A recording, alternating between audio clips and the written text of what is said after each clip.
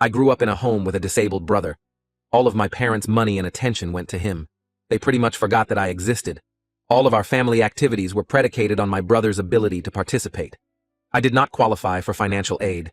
I was not a great student, and honestly attending college would have been a waste of money. Instead, my grandfather helped me get a job on the oil rigs. It is hard, dirty, lonely work, but it pays very well. I started as a floor hand apprentice. It is basically the lowest of the low. I did not cut off my family, but I did not go out of my way to stay in contact. I was working in another state, and they did not have time for me anyway. I got a call about 10 years later. My little brother had passed away. I went to the funeral, and my folks looked about 25 years older. It was good to see them, but I left pretty quickly afterwards. It is hard to explain, but I never really got attached to them since they had ignored me since I was 5. I was never abused or anything. I was just sort of a second thought. When my girlfriend got pregnant, I was happy. We had been together for 3 years, and I was happy with her. I hope I was making her happy. We talked about it, and we decided to get all the tests so we could know if we were going to have a healthy baby. Before the first test, we agreed that if we were not having a healthy baby, then we were not having a baby. I know it is a horrible thing to contemplate, but I had been through that life for 13 years, and I was free of it with no interest in going back. One of the tests came back positive for one of the conditions that we had decided we would not want in a child. Please understand that I am not in any way saying that people with disabilities should not be born. Only that I knew I would not want to be around for that. We had second, third, and even a fourth opinion. I spent a lot of my savings on tests that insurance would not cover in full. It was not a not great time. Then my girlfriend said that she changed her mind, that she could not terminate. I argued with her for days, weeks, until it was too late. I told her that I would not choose to be around to help with the child, that I would pay child support, but that was it. Our relationship was on cruise control from then until the baby was born. I made sure she got home safe from the hospital, and then I went to work, and I never went back. I pay the child support that I was ordered to pay by court. I did not fight it or dodge it, but I have not seen her or her child since the hospital. I got married 3 years later. We are expecting our first child, and I heard from my ex. The child had passed away. She wanted me to come to the funeral. I said no. I knew it was coming. It was still a gut punch. My parents are upset with me for how I handled things. They went to the funeral. I told them that I did not want the life they had lived while my brother was alive, and that my ex had tried to force me into it after agreeing not to. They said that they were disappointed that they had not raised me right. I got angry and said that they had not raised me at all. I asked them to show me anything they had from my childhood that showed that they had taken the slightest interest in me. They said that wasn't fair because they had to care for my brother.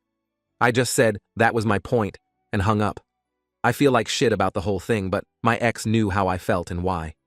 To this day, I do not understand why she changed her mind. My wife and I talked before getting married and made the same decision. And thank God, we did not have to make it. But she understood how I felt. Her mom and dad talked to us about it, and they told us that we had to do what was best for us. I had told them everything about my past that was relevant to my relationship with their daughter. Sorry for rambling, but I guess I am just trying to put all my thoughts down while I have the courage to ask. Aita? Story 2. The women at my job made a list of the hottest guys and left me off of it.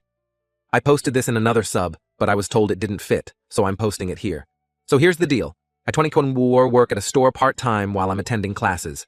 There, a total of 21 of us who work at this store, 13 girls, 8 guys, and we're all around the same age.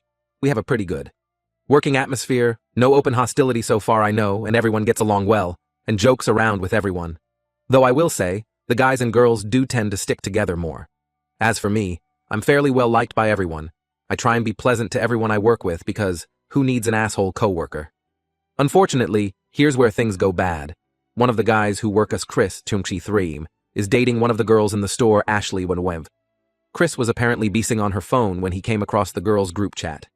He said it was mostly girl talk, but he found a list ranking all of the guys in the store by their hotness. He had a laugh about it and screenshotted it to send to our group chat. Everyone saw it and had a laugh at the rankings. The guy at the top, Chad Pui, kept sending crown emojis. Then everyone noticed I wasn't there. I didn't look at the chat till later since I was with my parents at the time and had it on mute.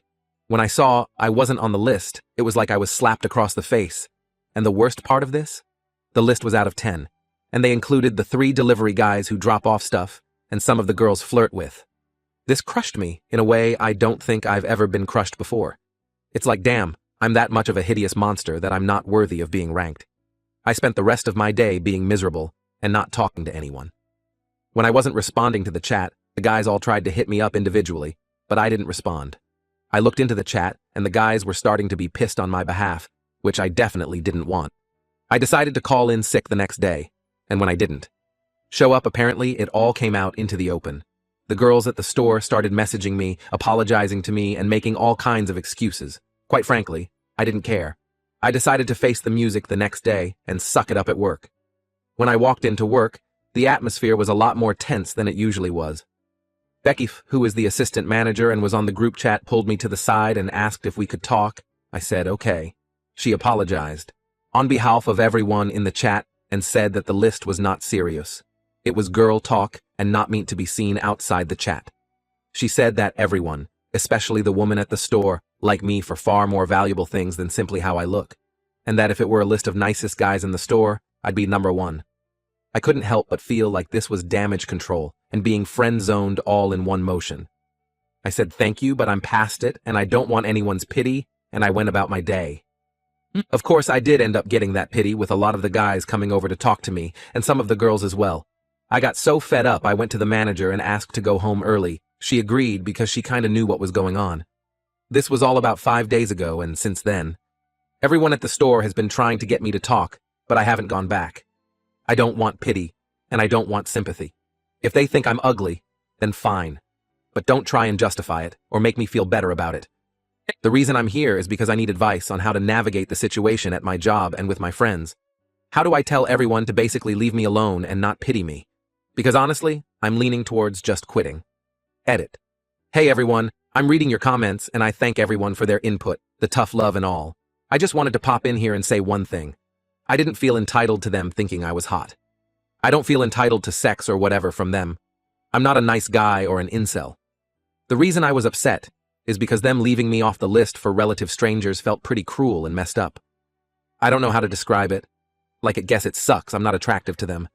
But being left off entirely felt like a step too far. Update. Hey everyone, I'm back and boy do I have an update for you.